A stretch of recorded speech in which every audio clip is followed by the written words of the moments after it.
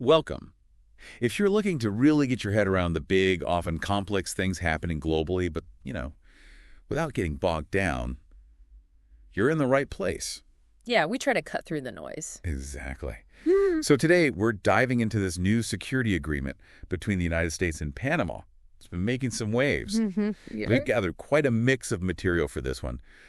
We've got the basic facts from news outlets like Al Jazeera, Army recognition. Standard reporting. Right. But also reactions from places like Reddit, to get a feel for the ground level talk. And some deeper analysis, too, right, from the Robert Lansing Institute. Yep, exactly, for that strategic angle. Yeah. And we're even looking back using Wikipedia and Havana Times for some historical context, which feels pretty crucial here. Absolutely essential for this topic. So our mission really is to unpack what this agreement actually is, why it's happening right now, and, importantly, the different ways people are viewing it. Sound good? Let's do it. It's definitely more complex than just a headline. Touches on sovereignty, security, big power stuff. For sure. Okay, let's start with the agreement itself, this MOU, this Memorandum of Understanding. Yeah. What's at the heart of it? Well, fundamentally, it gives the U.S. military authorization to operate out of 3 specific spots in Panama. Okay. These are the Panama Pacífico International Airport that used to be Howard Air Force Base. People might remember that name. Right. Then there's the Vasco Núñez, the Balboa Naval Base, which was Rodman Naval Station, and also the Cristobal Colon Naval Air Base. They're all listed out very specifically in Annex A of the document. Got it. So designated locations. Now, how is Panama itself talking about this? Well, their Ministry of Foreign Affairs is being very careful with the framing. They're saying it's about security cooperation. The term they use is fighting hybrid threats. Hybrid threats. Okay. And they're really pushing the point that Panamanian sovereignty isn't affected. They've explicitly said, look, no permanent U.S. bases. That's key. No permanent bases. And critically, any U.S. deployment, needs Panama's specific go-ahead. That's a line they're holding firmly. Definitely something to keep in mind as we hear other perspectives later. For sure. And it's not just about those bases, or facilities, I should say. It also deals with the Panama Canal, right? Yes, the canal is a big part. There's this framework for first and free transit. First and free. What does that actually mean in practice? Well, it applies to warships and auxiliary vessels for both countries, the U.S. and Panama.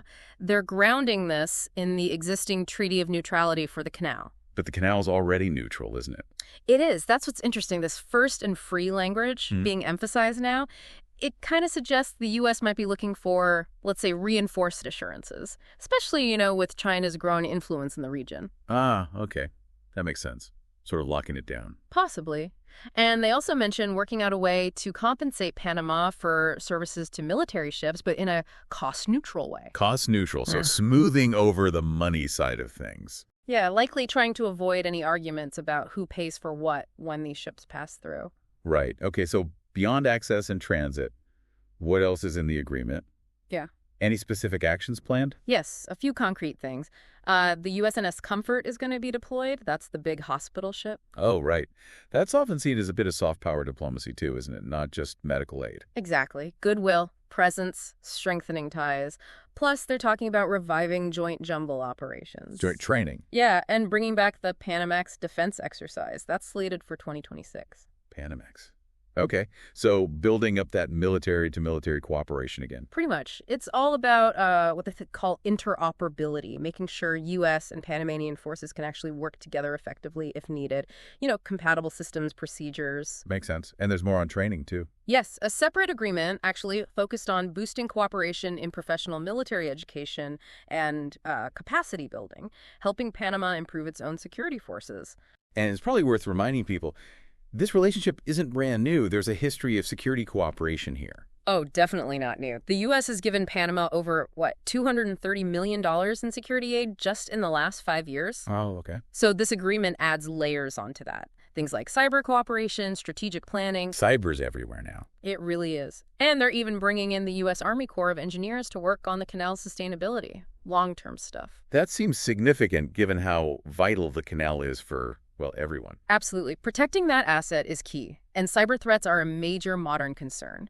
The Corps of Engineers bit highlights the infrastructure importance. And the agreement itself, the MOU, it actually mentions older agreements, doesn't it? It's not starting from scratch. Correct. It specifically references a temporary U.S. personnel presence that was agreed back in September 2022. Okay. And also something called an ACSA from June 2019. Acquisition and Cross-Servicing Agreement. It's basically paperwork that makes it easier for the U.S. and Panama to share logistical support, fuel, food, that kind of thing for their militaries. So yeah, this is more like the next step, building on what was already there. Precisely. It's an evolution. And one more crucial thing, legally speaking, Panama's Constitution, Article 310. What does that say? It states very clearly that all security installations in Panama are Panamanian facilities. Full stop. This agreement allows for joint use, yes, but only with Panamanian authorization. Panama keeps ultimate control. Okay, that's a really important legal backstop for them. So that's the agreement laid out, but of course not everyone is thrilled. Let's dig into the different reactions and concerns. Right, because the perspectives vary quite a bit. In Panama itself, the opposition leader, Ricardo Lombana, he didn't mince words, did he? No, he certainly did not. He called it a camouflaged invasion. Yeah. And Manasset is basically setting up military bases again, despite the government saying otherwise. He directly referenced the U.S. troop withdrawal in 1999 under the Torrijos-Carter Treaties. That's pulling on some very strong historical threads there. That 1999 withdrawal was a huge moment for Panamanian sovereignty. Exactly. It symbolizes full control over their territory and the canal. So any suggestion, even cooperation, that looks like a significant U.S. military return is going to provoke a powerful reaction, tapping into national identity and independence concerns. You can see why it's so sensitive. Now, what about the U.S. side? What are they saying officially? Well, we heard from Defense Secretary Hegseth. He framed it very strategically, called the Panama Canal key terrain. Key terrain, military speak. Yep. And said it needs to be secured with the U.S., explicitly contrasting that with China. And he also mentioned that first and free passage for U.S. warships again. So very much framing it in terms of U.S. interests and competition with China. Absolutely. Calling it key terrain signals this isn't just about Panama. It's a piece on the bigger global chessboard for the U.S. Losing influence there is seen as potentially damaging to their regional power and trade routes. Mentioning China directly just underlines that great power competition context. And speaking of China, they've obviously reacted too. Oh, yes. They've criticized the agreement. Their line is that the canal should remain a permanently neutral international passage for everyone. Standard position for them regarding the canal. Right. But interestingly, they also launched an antitrust review involving a port sale. C.K. Hutchison selling port assets to a U.S.-led group. Timing. Maybe. And there are also these reports swirling around that C.K. Hutchison owes Panama quite a bit of money, like $300 million. Okay, so there could be some economic pressure points being applied there, too. It's not just diplomatic statements. It certainly looks like it. China has huge investments tied up in and around the canal, so any enhanced U.S. military posture is going to make them uneasy. Using things like antitrust reviews or financial disputes, well, it suggests they'll use different tools to push back or exert influence. Then there was that piece from the Havana Times. That one framed it really starkly. Yeah, that was powerful. They called it a silent recolonization. Wow. And drew a direct line back to the 1903 Hay-Buno-Varilla Treaty. You know, the treaty that created the Canal Zone and is widely seen in Panama as a major loss of sovereignty back then. So comparing this new agreement to that original treaty, that's a heavy historical charge. It really is. The Havana Times is essentially asking, have the lessons about sovereignty and U.S.-Panama relations actually been learned over the last century? It taps right into those deep historical wounds and fears that cooperation could slide back into dependency. It definitely makes you think about the long historical echoes here. Absolutely. And what about sort of more public or online reactions? You mentioned Reddit earlier. Yeah, the Reddit discussion was interesting. You saw a real mix. Some people worried about the optics, the bad look internationally. Others focused on the potential for increased friction, maybe even conflict with China. A geopolitical angle. Right. And quite dramatically, some users actually drew parallels to Russia's actions in Ukraine. Really? That seems like a strong comparison. It does, but I think it reflects a general anxiety about foreign military presence and the potential for things to escalate, you know, that fear of getting caught in the middle. Sure, I can see that. Any other points from that discussion? Yeah, one comment stood out. Someone pointed out that the current Panamanian president isn't actually that popular domestically. His approval ratings are quite low. Yep. But the user suggested he seems willing to take the political hit for this agreement, which implies the Panamanian government must see this deal as incredibly important strategically, maybe worth a domestic pushback. Interesting. So high stakes for the leadership there, too. Okay, let's pivot slightly.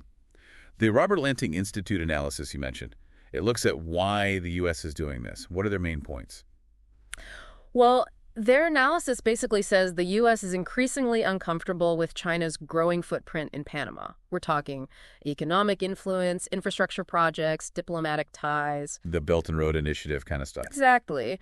And the U.S. sees this potentially impacting its own security and trade in the region. It's about that wider strategic competition. What specific concerns do they outline regarding China's interests there? They break it down quite a bit. From a U.S. perspective, the worry is China could potentially disrupt U.S. military movements or trade through the canal in a future conflict. Weaponizing the canal, basically. Or at least leveraging control over vital infrastructure. Right. Then there's the broader goal of expanding Chinese influence in Latin America generally, plus concerns about espionage, cyber risks, creating economic dependency through loans and debt diplomacy, and building partnerships with countries maybe not friendly to the U.S. It's a whole range of potential strategic challenges. And does the Institute suggest scenarios where the U.S. might feel compelled to, intervene more forcefully? They do discuss potential triggers for intervention, things like if the canal's neutrality seems seriously compromised by China, or if another hostile foreign military set up shop in Panama. Right. Or major political instability threatening the canal, or if Panama became dangerously economically dependent on China. And just the overall context of U.S.-China rivalry heating up in the region. Those sound like serious potential flashpoints. What kind of intervention are they talking about, though? It's important to note the analysis mostly focuses on diplomatic and economic tools first. Ah, okay. So negotiations, strengthening ties with Panama directly, offering aid, promoting U.S. investment. The implication is that military intervention wouldn't be the first choice. It's more about using other levers to counter that perceived Chinese influence. Got it. Diplomacy and economics first. Now, to really grasp why this whole issue of U.S. military presence is so charged in Panama, we probably need to touch on the history, specifically the 1989 invasion. Yeah, Operation Just Cause. You really can't understand the current sensitivities without looking at that. So, just briefly, what was the stated goal of that invasion? Wikipedia tells us it was primarily about removing Manuel Noriega from power. Right. Correct. Noriega was facing drug trafficking charges in the U.S. at the time. The invasion led to his removal, the dissolving of the Panama Defense Forces, and Guillermo Endara being installed as president. And the U.S. justification at the time. The U.S. government cited several reasons: protecting American lives in Panama, defending democracy and human rights, fighting drug trafficking, and, importantly, ensuring the integrity of the Torrijos-Carter Treaties that governed the canal. But it was hugely controversial internationally. Massively. It was condemned by the UN General Assembly, the Organization of American States, the European Parliament, widely seen as a violation of international law. And the human cost. It was significant. The U.S. reported 23 soldiers killed. Panamanian deaths. The numbers vary wildly. The Pentagon said 516, but human rights groups often cite much higher figures, including many civilians. There were non-combatants killed too, American teachers, a Spanish journalist. It was messy. Yeah, and the legality is still debated. Very much so. The U.S. argued self-defense under the UN Charter, but many international lawyers disagreed, calling it a breach of non-intervention principles. A UN Security Council resolution condemning it was vetoed by the U.S., U.K., and France. So deep divisions even then. And how is that event remembered in Panama today? It's still very raw memory. December 20th is actually a national day of mourning in Panama now, specifically for the victims of the 1989 invasion. A national day of mourning. That says a lot. It really does. That history cast oil. It fundamentally shapes the public and political reaction to things like this new agreement. Absolutely. Okay, so wrapping this all up, it's clear this U.S.-Panama security agreement isn't simple. Not by a long shot. No. You've got Panama trying to balance its own security and sovereignty, the U.S. pushing its strategic goals in a really key location. All while global power dynamics, especially U.S.-China competition, are swirling around it. And layered on top of all that is this really potent history, particularly the 1989 invasion. Understanding that history is just non-negotiable if you want to get why this is such a sensitive topic for Panamanians. Yeah, it's not just about current strategy. It's deeply tied to national identity, past experiences, and that core desire for full sovereignty. Exactly. So maybe a final thought for everyone listening to mull over. When you consider that history and you look at the current global situation, what do you think the long-term ripple effects of this agreement might be? Good question. How could it reshape things for Panama, for the U.S., but also for global trade that relies so heavily on that canal? Lots to think about there. Different paths it could take. Definitely. Worth keeping an eye on how this develops and considering all those different perspectives. Thanks for digging into this with us today.